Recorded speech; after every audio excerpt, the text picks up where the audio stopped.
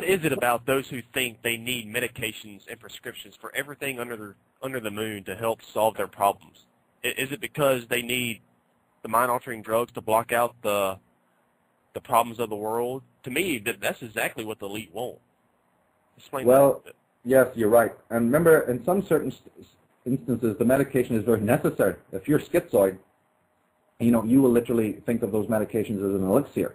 Yeah. But that's in the extreme cases where, to offset some very, very negative stuff that's happening in your mind, will drive you to absolute suicide and despair.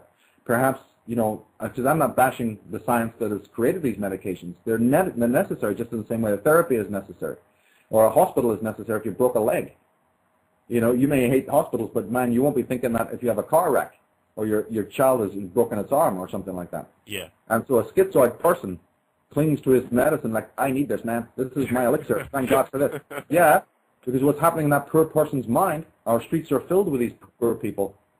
Ever really found out what it means to be schizoid? Ever found out what it means to be in rags and walk in the street, that you'd rather live on alcohol and just be that kind of way? Have you ever been in that person, like say, walk in that person's shoes to find out why a person may have made those choices? What might be going on in that person's mind that's so frightening and so deadly and so full of despair that, even going to what we know, another affluent group like us, say, oh, there's bloody doctors and their medication. A poor person like that who's seen the abyss, who's walked on the edge of insanity, can we walk in that person's shoes before we say what this person's reality is and the losses they may have felt and the way they may have seen reality? Because a lot of these people, a lot of these so-called, derelicts and people who have to live in this way have actually been to the edge. They've seen the world for what it is, but they couldn't handle it. So therefore, the part answer to the question is that they require some sort of medication because their spirit wasn't up to it. They couldn't handle looking at the reality or the state of decay, or in many cases what the angels had to show them. When that veil is pulled back, not on the ideas of reality, but on reality itself, and many people listening to my voice may have even had people in their family that this has happened to. So if that veil is for any reason, whether it's a demon pulling it back or it's an angel pulling it back, and you see what is really out there, the state of decay that man is made of the world and made of consciousness and made of himself, that is not particularly pretty. It's one of the reasons why I like rock music and heavy metal, because these guys point this out. It's brutal, but they're going to say, hey, we'll put your face in it. We'll show you what a mess man has made of the world and what a state of decay exactly exists. We'll bring it right up to your face. And I think it's a very healthy thing to do. But there's certain people, you see, whose psyche couldn't take it when they were young. And therefore the medication and some of these establishments, they're dependent on it. But to get back to the main point of your question, is of course it's escape. And don't forget that it's also a way to keep out all the stimuli that's coming in. That sort of connects a little bit to what I've just been saying. But in a more milder way, our brain and our senses are absolutely besieged morning, noon, and night with stuff, a lot of it extremely toxic and poisonous, the stuff that I point out in these advertisements, the subliminal content, the pornographic content, the very, very satanic content.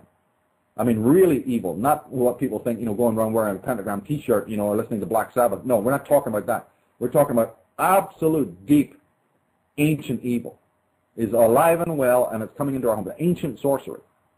And therefore, people's brains are getting toxic.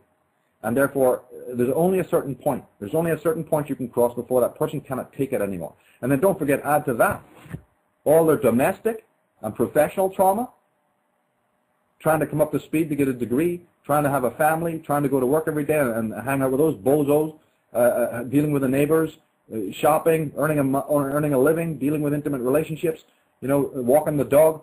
Do you realize that our world is just filled with stuff to do, and most of it is illegitimate? It doesn't even have anything pertaining to our own spiritual development. So how then, in that kind of illegitimate world, where we're just functionaries, either playing a role or have been diluted into some other nonsense pertaining to relationships or domestic minutiae, and then not only this other higher level of toxicity that's pouring in, of course there's going to be a terrible consequence, a reaction. And then in comes the Leviathan. Here's now we come to the crux of your question. Knowing that, because as I said in the earlier part of our conversation, these guys have their fingers on the pulse. They've not only created the problem, they create the so-called solution. Knowing that they still need workers to run the hive, knowing that they still need the operative, knowing that they still need this remote control robot, the slave, they can't completely have you go insane and become pathological. That's no good. So they come in with their medications. And so the entire same Masonic, pan-Masonic Leviathan that runs the medical profession and all their so-called bromides is exactly the same cabal as creates the toxicity with the other hand. This is the most incredible thing. As I said, many people see this and they can't even handle it. They go insane just from seeing this. But nevertheless, this is how this great theater play works. And so you don't completely drop through the net. They can't afford that, you see, because they still need somebody to run the machines, so to speak. Yeah. And therefore, they keep the person then in a sort of a delirium, a drugged-out, semi-human, pseudo-intellectual, pseudo-emotional. Right? We're not even in our true emotions anymore, like I've been saying. We're not in our true senses anymore. We don't spend time in nature.